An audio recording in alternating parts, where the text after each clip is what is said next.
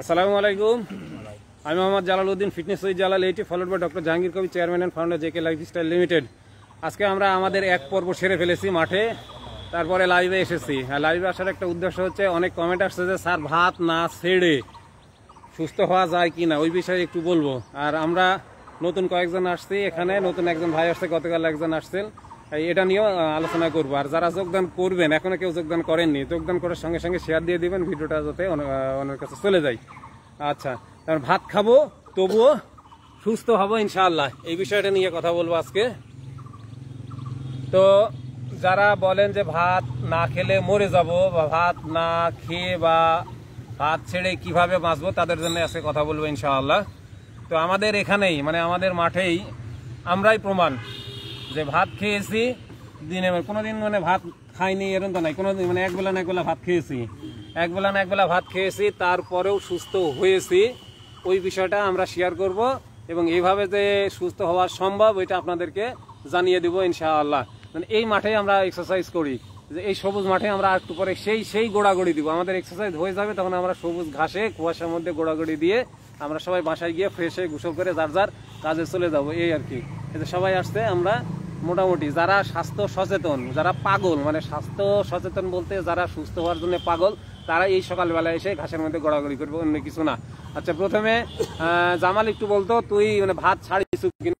আমার ছোট ভাই, আপন ছোট ভাই জামাল, তুই ভাত ছেড়েছেন না ভাত বাদ দিয়ে সুস্থ হয়েছে কিনা? ভাত খাই আমি, কিন্তু পরিমাণে কম, সবজিটা বেশি খাই আর ভাতটা কম খাই। সাথে অন্য খাবারগুলা, ডিমের পরিমাণটা বাড়াই দিছি, ডিম বাড়াই দিছি, ঘি, সাগরের মাছ খাই, ঘি খাই, নারকেল তেল খাই। হ্যাঁ হ্যাঁ হ্যাঁ, মানে এই জামাল এখন তো ডায়াবেটিস কত থাকে? রোজার আগে থেকে আর মাপা নাই, রোজার আগে থেকে মাপা নাই। রোজার আগে কত ছিল? রোজার আগে কম 10-এর নিচে থাকতো। 10-এর নিচে থাকতো, মানে আগে ওষুধ খায়াও থাকতো, 22-21 ওষুধ খায়াও থাকতো, এখন ওষুধ বাদ দিয়ে 10-এর নিচে নেমে চলে আসছে, তারপরেও ভাত খায়। তার মানে ভাত খায় কিভাবে বলে দিল, যে পরিমাণটা খুবই কম, ভাতের পরিমাণটা খুবই কম খায়, আর অন্য খাবারগুলো বাড়াই দিছে। কি কি খাবার বাড়াই দিছে এগুলো আপনার শুনতে পেলেন। মহিউদ্দিন ভাই, আপনি বলেন এই বিষয়ে একটু। আমি কিন্তু ঘাসে দারুণ শুয়ে গেছি। ডায়াবেটিসের রোগী, হাই প্রেশারও আছে। আমি ভাত খাই আল্লাহর রহমতে, তারপরে আমার ডায়াবেটিস 6-7 থাকে। ভাত খাই তারপর ডায়াবেটিস 6-7 থাকে। থিওরি কি আমার জামাল যেটা বললো সেটাই, তাই না? ওই টাইপেরই। ভাত একটু পরিমাণে কম খাই, সবজি বেশি খাই, ডিম, ঘি, এগুলো। আচ্ছা আচ্ছা, এই পাশে বসে আছে এই মহিউদ্দিন ভাই, আর এই যে এটা দেখতেন শাহাদত ভাই। এই দুই লোকের কিন্তু টাকার কোনো অভাব নাই, কিন্তু আমার মতো এক অধমের কাছে এসে গোড়াগড়ি করে এই মাঠে। আমি ঘাসের মধ্যে শুয়ে আছি, দেখতে পাচ্ছেন কিভাবে ঘাসের মধ্যে শুয়ে আছি, এইভাবে এসে আর মাঠের মধ্যে গোড়াগড়ি করে। শাহাদত ভাই, আপনি এই বিষয়টা একটু বলবেন। আমি দিনে 2 মাস 2.5 মাস হচ্ছে, 2 মাসের কিছু বেশি আমি কোনো ভাত খাইনি, সবজি খাই, সবজি খাইছি, এবং সবজি খাই আমার কোনো অসুবিধা নেই। সবজির সাথে আর কি খাইছেন? সবজির সাথে ডিম, মাছ, মাংস, সব সমুদ্রের মাছটা সবই খাচ্ছি, খাই। আমি খুব ভালো আছে। ডায়াবেটিস আবার 5-এর উপর উঠে, ডায়াবেটিস 5-এর উপর উঠে, 5-এর নিচেও না, মানে এখানে থাকে। এখানে একটা কথা বলবো দর্শক মন্ডলী, আমি কিন্তু ঘাসে দেখেন কিভাবে শুয়ে আছি। এখানে জামাল বললো যে ভাত অল্প অল্প খায়, তাও ডায়াবেটিস নিয়ন্ত্রণে চলে আসছে। মহিউদ্দিন ভাই বললো তাই, আর শাহাদত ভাই বললো যে খায় না। কি জন্য জানেন? যেভাবে মানতে পারবেন সেইভাবে সুস্থ হয়ে যাবেন ইনশাআল্লাহ। কি জন্য? শাহাদত ভাইয়ের কোনো কাজ নাই, সে এই স্বাস্থ্য নিয়েই মানে এতই ডেডিকেটেড ছিল যে তাকে সুস্থ হতেই হবে। যার কারণে শাহাদত ভাই কি করছে, ভাত, রুটি, ফল, দুধ একটা পরিপূর্ণ নিয়ম মানা শুরু করছে, এবং সুস্থ হয়ে গেছে সম্পূর্ণ। আর এই আমার জামাল অতিরিক্ত ব্যস্ত থাকে, যার কারণে পরিপূর্ণভাবে মানতে পারেনি, কিন্তু কিছুটা মানুষরা ভাত রাখছেই, সাথে ওই কি করছে, সবজির পরিমাণটা একেবারে অনেক বাড়াই দিচ্ছে, অন্য খাবার বাড়াইছে, আস্তে আস্তে হয়ে গেছে। আর যারা বলেন যে আমরা সব মানতে পারবো না, সব কিছুই মানা সম্ভব নয়, তারা এই জিনিসটা খেয়াল করবেন। খাবার দিকে প্রথমে আসবেন। খাবারটা কি? প্রথমে আপনার সব সুগারগুলা বাদ দিয়ে দিবেন, সরি প্রসেস ফুড। যে প্রসেস ফুডটা আমরা মোটামুটি চিনি। দেখেন তো আমাদের মাঠে চেয়ারা কি সুন্দর, একেবারে সবুজের মধ্যে গোড়াগড়ি করি। আপনাদের যাদের সুযোগ আছে অবশ্যই সকালবেলা গোড়াগড়ি করবেন। প্রসেস ফুডগুলা বাদ দিবেন। বাবু ভাই, এই প্রসেস ফুড কি একদমই বলেন তো আপনি, প্রসেস ফুড কি? প্যাকেট জাতীয় খাদ্য, মানে যে খাবারগুলো আমরা দোকান থেকে ডাইরেক্ট কিনে খাই, তার মানে দোকান থেকে যেগুলো ডাইরেক্ট কিনে খাই সবগুলোই প্রসেস ফুড। আপনাকে সুস্থ হতে হলে বা সুস্থ থাকতে হলে এই প্রসেস ফুডগুলো আপনাকে অবশ্যই দোকানে বসাই না বাবু ভাই। আর তার মানে বাবু ভাই পেট হারাই গেছে, কি একটা ভুঁড়ি ছিল।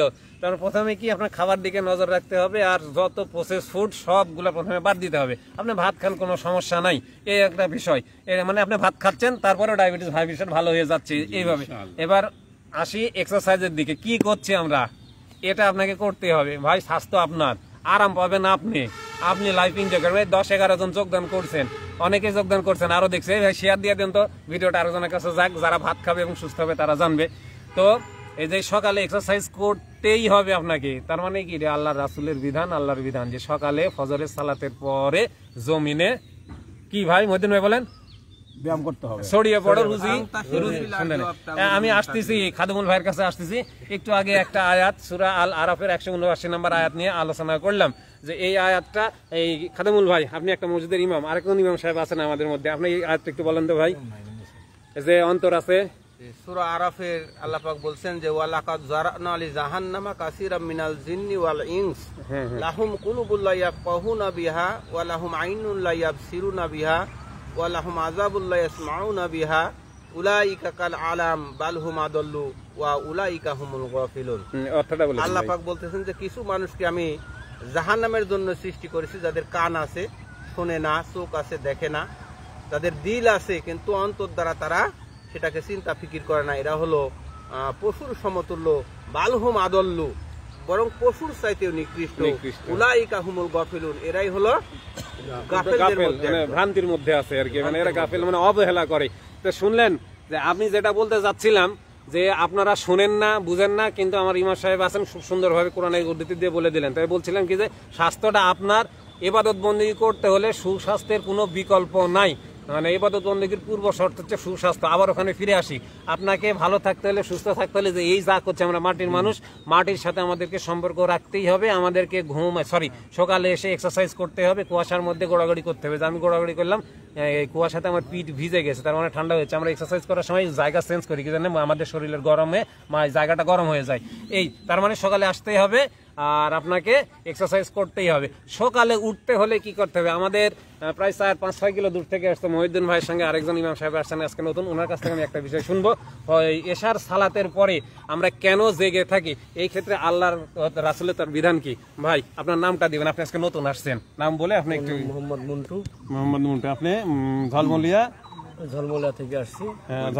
মসজিদের না, আমি ইমাম না, আমি মুসল্লি। দারুন, আপনি এই বিষয়টা একটু বলেন তো, যে এশার সালাতের পরে যে আমরা জেগে থাকি, এক্ষেত্রে আল্লাহ তার রাসূলের বিধানটা কি?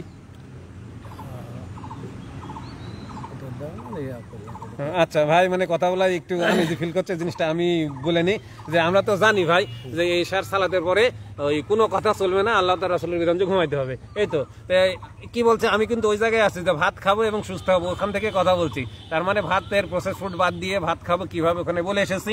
আর সকালে এক্সারসাইজ করতে হবে এই কথা বলেছি। ফজরের সালাতের পরে আপনি আল্লাহর বিধান যে আপনি জমিনে ছড়িয়ে যান রুটি রুজির সন্ধানে। এই ফজরের সালাতের পরে বিছানায় পিঠ দিবেন না। এই কাজ করতে হলে আপনি কি কি করতে হবে এই বলেন তো। এই যে ফজরের সালাতের পরে বিছানায় পিঠ দিব না, সরাসরি মাঠে আসবো, জায়গা থাকবো, এটা করতে হলে ওইদিকে কি করতে হবে, ওইদিকে হ্যাঁ। এই বাবু, আব্বা, এই যে আমার ছোট বাবা আসতে, তুমি বলো তো, এই যে বড় বাবা বলো তো, এসব সালাতের পরে কি করতে হবে? ঘুমিয়ে পড়তে হবে। তার মানে কি, এটা আল্লাহর বিধান যে এশার সালাতের পরে আপনাকে অবশ্যই ঘুমিয়ে যেতে হবে। আল্লাহ রাত দিয়েছে কেন সবাই বলেন তো? রাত দিয়েছে ঘুমানোর জন্য, দিন দিয়েছে পরিশ্রম করার জন্য বা আমাদের ইনকাম করার জন্য, এই তো, আর কিচ্ছু না। আর আপনি টেনশন করেন, টেনশন হচ্ছে সর্বরোগের কারণ, টেনশন হচ্ছে শয়তানের কাজ। টেনশন কি নিয়ে করি, বেশিরভাগ টেনশন কি নিয়ে হয়, অতীতে ভুল করেছে তাই, অতীতে ভুল করেছে তাই এ নিয়ে টেনশন করি না। অতীতে যে ভুল করেছি, আমি যদি সারা জীবন ধরে, আমার সারা জীবন ধরে যদি আমি ওই টেনশন করি, তাহলে একটা অক্ষর কি চেঞ্জ করতে পারবো? যে ভুলগুলো করে এসেছি আমি, একটা অক্ষর চেঞ্জ করতে পারবো না। ওইটা আমার ক্ষমতার বাইরে, যেটা আমার ক্ষমতার বাইরে, ওইটার জন্য কি আল্লাহ আমাকে ধরবেন? খাদিমুল ভাই, ইমাম সাহেব, যেটা আমার ক্ষমতার বাইরে, ওইটা কি আল্লাহ আমাকে ধরবে? ওইটার জন্য ধরবেন না। আর টেনশন হচ্ছে শয়তানের কাজ। তাহলে আমরা টেনশন করি কি জন্যে? অসুস্থ হবো তাই। এর উদ্দেশ্য কার? শয়তানের। তাই শয়তান বারবার বলে যে তুমি টেনশন করো আর অসুস্থ হও। এক ভাই যোগদান করেছে, মাহফুজ, সত্য কথা, ইমাম সাহেবের তেলাওয়াত অশুদ্ধ। ভাই কি বললো? জায়গা আমরা সবাই যে 100% ঠিক এইটা আমরা বলতে পারবো না, আমাদের 100% ঠিক ভাই এটা আমরা কেউ বলতে পারবো না। আমি যে কথা বলছি এর মধ্যে অহরহ ভুল বের হয়ে যায়, তো আমরা অশুদ্ধ না বলে বলতে পারি যে আমরা আরো যত্নশীল হব ইনশাআল্লাহ। আর আল্লাহ আমাদের ভুল ত্রুটিগুলো ক্ষমা করুক আর আমাদের শুদ্ধ সুন্দর করে আল্লাহর ইবাদত বন্দেগী করার তৌফিক দান করুন, আমিন। আচ্ছা, হ্যাঁ, ইনসান মানেই ভুলের জাত। হ্যাঁ, ইনসান মানুষ মানেই ভুল। ওই যে আদম আলাইহিস সালাম ভুল করে জান্নাত থেকে পৃথিবীতে আসতে, ভাই আমরাই ভুল করব, কোনো ব্যাপার না, আর ভুলেই থাকবো আর চেষ্টা করব। সেই হচ্ছে সবচাইতে মূর্খ যে ভুল করার পরে সংশোধন করার জন্য চেষ্টা করে না, আর সেই হচ্ছে সবচাইতে উত্তম বারবার ভুল করে বারবার আল্লাহর কাছে ক্ষমা চাই। ঠিক বলেছি? আল্লাহ তাকে পছন্দ করে। এই জাতি যদি ভুল না করতো, এই জাতিকে ধ্বংস করে দিয়ে আল্লাহ আরেকটা জাতি তৈরি করতো, এ কথা তো ঠিক, তাই না? তাহলে আমরা ভুল করবো ঠিক, মানে শুধরে আসবো। এবার আসেন স্বাস্থ্যের বিষয়। তাহলে এ যাবত আমরা যা করেছি স্বাস্থ্য বিষয় সবগুলোই ভুল করে এসেছি, সবগুলোই ভুল করে এসেছি। এই জন্য আমি জোর দিয়ে বলছি যে আমি ভুল পদ্ধতিতে চিকিৎসা করতে করতে মরতে বসেছিলাম, তাহলে অবশ্যই ওটা ভুল পদ্ধতি। আর এই পদ্ধতিতে চিকিৎসা করতে করতে এখন সুন্দর সুস্থ হয়ে গেছে, আপনাদের সঙ্গে কথা বলছি। যেই লোক বিছানায় থেকে একা একা উঠতে পারতো না, সেই লোক এখন কথা বলছে, তাহলে সঠিক পদ্ধতি। তাহলে আমি এক কথা বলতে হচ্ছে মোহাম্মদ আলী, সৌদি আরব থেকে, আলহামদুলিল্লাহ। ভাই আপনারা শেয়ার করে দেন তো। আবদুল্লাহ আল মাসুদ, প্রকৃতির সান্নিধ্যে, আলহামদুলিল্লাহ। ভাই প্রকৃতির সান্নিধ্যে না আসলে সুস্থ হওয়া সম্ভব না। মানুষ মাটির তৈরি, মাটির সাথে সংযোগ রাখতেই হবে। তাই বলছিলাম যে স্বাস্থ্য আপনার, সুস্বাস্থ্য রাখার দায়িত্ব আপনার। আপনি কিভাবে সুস্থ থাকবেন সেটা আপনার দায়িত্ব। কোন কথা ছিলাম, লাইন কেটে গেছে আমার, যাই হোক আবার ঘুরে আসি। হ্যাঁ, ভাত খাবো এবং সুস্থ থাকবো, এই বিষয়টা মোটামুটি বলেছি। আর আমরা ভুল করব এবং আল্লাহর কাছে ক্ষমা চাবো, তাহলেই আল্লাহ ভালোবাসবেন। ভুল করব না, আমার ভুল নাই, এই কথা যে বলবে সে সর্বনাশের মধ্যে পড়ে যাবে। হ্যাঁ, শয়তানের লক্ষণ, শয়তান এটাই শিখায় দেয়, মানে অল টাইম তো শয়তান আমাদের কাছেই থাকে। তাই আমরা ভুল করেছি স্বাস্থ্য বিষয়ে, আমরা জানি না, কিন্তু সঠিক রাস্তা এখন পাচ্ছি, ইনশাল্লাহ সুস্থ হয়ে যাব সঠিক রাস্তায় যদি আসি। তো ওই যে আরেকটা কথা বললাম যে কান আছে শুনবে না, চোখ আছে দেখবে না, হৃদয় আছে উপলব্ধি করবে না। বহু মানুষকে দাওয়াত দেওয়া হচ্ছে, তারা বলছে না এভাবে সম্ভব না।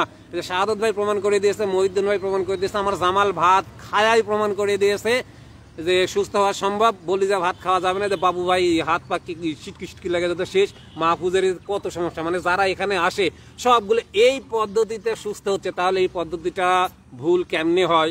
আমার একটা প্রশ্ন থাকলো দর্শক মন্ডলী আপনাদের উপরে, যে পদ্ধতিতে আমরা সুস্থ হয়ে যাচ্ছি তাহলে এই পদ্ধতিটা ভুয়া কেমনে হয়?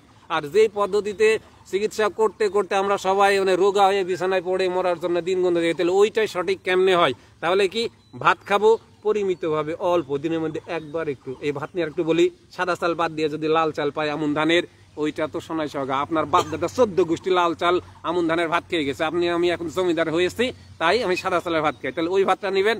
আর আপনার ওই বাপ দাদারা কোনোদিন ব্রয়লার মুরগি বা ফার্মের জিনিস খায়নি, তাদের কোনোদিন হার্ট ডিজিজ ডায়াবেটিস কিছু ছিল না।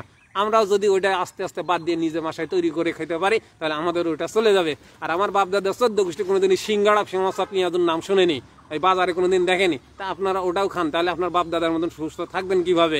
বাপ দাদা যেই ভাত খেয়েছে, যেই ফল খেয়েছে ওটা খান, কোনো ব্যাপার না, ভাত খেয়েও সুস্থ হওয়া যাবে। আরেকটা কথা কি জানেন, সর্বরোগের মূল কারণ বলে যারা আমি মনে করি, আমরা দেখেছি যেই ইন্ডাস্ট্রিয়াল পয়জনগুলো আমরা তেল আকারে খাই, সর্বরোগের মূল কারণ হচ্ছে ইন্ডাস্ট্রিয়াল পয়জন। এইটা আমার বাপ দাদা 14 গোষ্ঠী কোনোদিনও খায়নি। আপনি ওটা বাদ দিয়ে যেইভাবে সরিষার তেল ভাঙায় খেত এইভাবে খাবেন, আপনার কোনো অসুখ থাকবে না। মোটামুটি বলে নিয়েছি, যারা ভাত খাবেন সব খাবেন, এইভাবে খাবেন, আপনারা ইনশাল্লাহ সুস্থ হয়ে যাবেন। কথা অনেকখানি বলছি। এরপরেও আমরা ইয়োগা করব, আরো স্ট্রেচিং আছে, আমাদের ব্যায়াম আছে সকালবেলায়। আমাদের এই এখানে যারা আসছেন বেশ কিছু জানার জন্য আমাকে প্রশ্ন করছেন, সরাসরি লাইভে দিয়ে দিলাম। আর আমার যারা ফলোয়ার তারাও জানতে পারলেন, আমার এখানে যারা ডাইরেক্ট ফলোয়ার তারাও জানতে পারলেন। ওবায়দুর রহমান ফরিদপুর থেকে, আলহামদুলিল্লাহ। রাইসা নুসরাত, আসসালামু আলাইকুম স্যার। ওয়ালাইকুম আসসালাম। আচ্ছা, তারপরে হ্যাঁ অনেকেই যোগদান করছেন, ভাই ভিডিওটা শেয়ার দেন। আরাফাত রহমান সুইডেন থেকে, আলহামদুলিল্লাহ, ভাই ভিডিওটা শেয়ার দেন। আচ্ছা, ওবায়দুর রহমান ফরিদপুর থেকে, ভাই আলহামদুলিল্লাহ। যারা দেখছেন ভিডিওটা শেয়ার দিয়ে দেন, তো অনেকের উপকারে লাগবে। এই জন্য বলছি যে ভাত খেয়েও যে সুস্থ হওয়া যায় আমাদের এখানে প্রমাণ করেছি আমরা। আর শুধুমাত্র লাইফ স্টাইলটা একটু চেঞ্জ করতে হবে, এই অন্য কিছু না। আরাফাত রহমান সুইডেন থেকে বললাম এটা। আচ্ছা, তাহলে ভিডিওটা শেয়ার দিয়ে দেন। আরেকটা কথা বলে দেখেন, পৃথিবীতে, আমি সুইডেন থেকে আরাফাত রহমান, ঠিক আছে, পৃথিবীতে আপনাকে আপনার চাইতে কেউ যদি ভালোবাসে, একেবারে ডাইরেক্ট মিথ্যা কথা জোর দিয়ে বললাম আমি, আপনি যদি বিছানায় শুয়ে কাতরান, কারো কষ্ট হবে? একটুকু কষ্ট হবে? তাহলে আপনি কেন বলেন যে আমার সাথে আমার অমুক অমুক অমুক আমাকে বেশি ভালোবাসে? ভাই সবাই বলেন না, কেউ কেউ বলেন। তা আপনার টাকা পয়সা থেকে কোনো লাভ আছে? আমাদের এখানকার 1 কোটিপতি কত টাকা আছে জানতো না। মহিউদ্দিন ভাই আপনি কিছু বলেন না জান? মরার সময় তার ম্যানেজারকে জিজ্ঞেস করেছিল আমার কত টাকা আছে জানো, তো বলছে না হিসাব করতে হবে। ম্যানেজারও জানে না কত টাকা আছে, সে তো নিজেই জানে না, কিন্তু ওই টাকা মরার সময় তার কোনো কাজে দেয়নি। যদি আল্লাহ তাআলা সে তাকে জান্নাত সরি আল্লাহ তাআলা তো কি তৌফিক দেন, সে দান করে গেছে, তার বিনিময়ে জান্নাত পাবে। আর যদি ইবাদত বন্দেগী ঠিক মতো করে যায় তাহলে সে জান্নাত পাবে। তো আপনার টাকা থাকতে আপনি টাকাটা এই শরীরের উপরে ইনভেস্ট করেন, সুস্থ থাকার জন্য সুন্দরভাবে আল্লাহর ইবাদত বন্দেগী করে দেন। সালিমউদ্দিন কক্সবাজার ভাই ধন্যবাদ। আমিও আসবো আরাফাত রহমান, চলে আসেন ভাই, যদি আমার আশেপাশে থাকেন মাঠে চলে আসেন।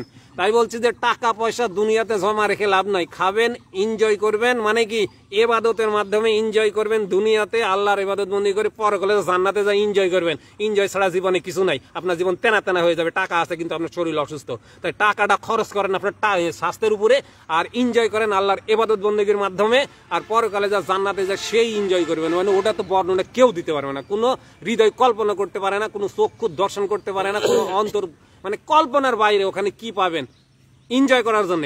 আর যদি ইবাদত বন্দেগী করে না যান তাহলে কষ্ট যে কতখানি পাবেন ওটাও আপনি কল্পনা করতে পারবেন না। সময় থাকতে ফিরে আসেন, সময় গেলে সাধন হবে না, একটা কথা আছে জায়গা। তাহলে অনেক কথাই বললাম ভাই, ভিডিওটা যদি শেয়ার লাগে আবার বলছে যে সরি ভিডিওটা যদি ভালো লাগে আবার বলছে যে শেয়ার দিয়ে দেন।